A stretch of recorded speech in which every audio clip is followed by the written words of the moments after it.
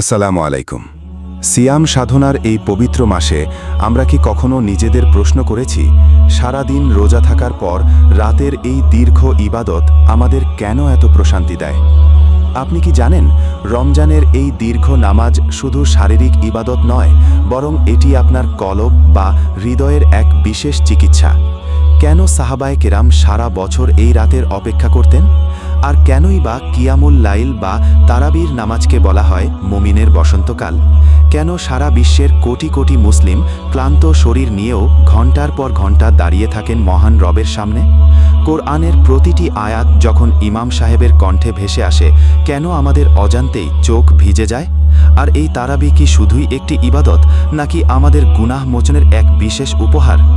আজকের এই ভিডিওতে আমরা জানব তারাবির নামাজের অপার ফজিলত এবং এর ভেতরের কিছু অজানা মাধুর্য, তারাবি ফজিলত ও গুরুত্ব।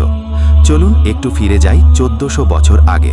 বিশ্বনবী হজরত মোহাম্মদ সাল্লাল্লাহু আলাইহি ওয়াসাল্লাম মসজিদে নামাজ শুরু করেছিলেন।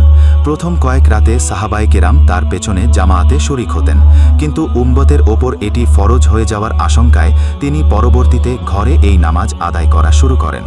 পরবর্তীতে হজরত ওমর রাদিয়াল্লাহু তাআলা আনহের শাসনামলে যখন তিনি দেখলেন মানুষ বিচ্ছিন্নভাবে নামাজ পড়ছে, তখন তিনি সবাইকে একজন কারির পেছনে একত্রিত করে দিলেন। তিনি বলেছিলেন, এটি কতই না উত্তম ইবাদত বা নতুন পদ্ধতি।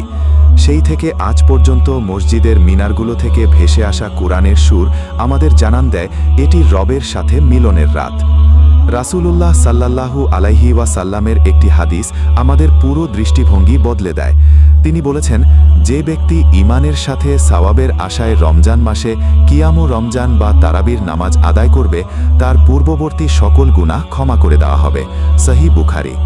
একটু ভেবে দেখুন, আমরা মানুষ, আমরা ভুল করি, কিন্তু মহান আল্লাহ তাআলা এই বিশেষ নামাজের মাধ্যমে আমাদের সেই ভুলের বোঝাগুলো মুছে ফেলার সুযোগ করে দিয়েছেন। তারাবি হলো সেই নামাজ যা আমাদের আত্মাকে নতুন করে সজীব করে তোলে। যখন হাফেজ সাহেব সুমধুর কণ্ঠে আল্লাহর কালাম তেলাওয়াত করেন, মনে হয় আসমান থেকে নূর নেমে আসছে আমাদের হৃদয়ে।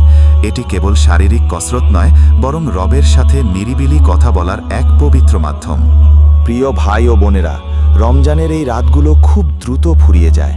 হয়তো আগামী বছর আমরা এই সুযোগ আর নাও পেতে পারি। যখন দীর্ঘ সময় দাঁড়িয়ে পা দুটো একটু ব্যথা করে, তখন একবার ভাববেন, আমার রব আমায় দেখছেন।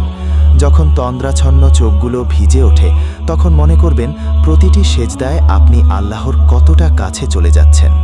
এই তারাবি আমাদের ধৈর্য শেখায়, শৃঙ্খলা শেখায় এবং শেখায় আল্লাহর প্রেমে মগ্ন হতে। আসুন না, এই রমজানে অন্তত একটি রাতও আমরা তারাবি মিস না করি। প্রতিটি রুকু আর সেজদায় নিজের জন্য এবং পুরো উম্মাহর জন্য চোখের পানি ফেলি। কে জানে, হয়তো আপনার এই একটি সেজদায় পরকালে আপনার মুক্তির উসিলা হয়ে যাবে। আল্লাহ তাআলা আমাদের সবাইকে রমজানের প্রতিটি রাতকে ইবাদতের মাধ্যমে আলোকিত করার তৌফিক দান করুন। আমিন। ভিডিওটি ভালো লাগলে শেয়ার করুন, যেন অন্যরা অনুপ্রাণিত হয়। আর এই ধরনের আরও ইসলামিক কন্টেন্ট পেতে আমাদের চ্যানেলটি সাবস্ক্রাইব করে সাথেই থাকুন।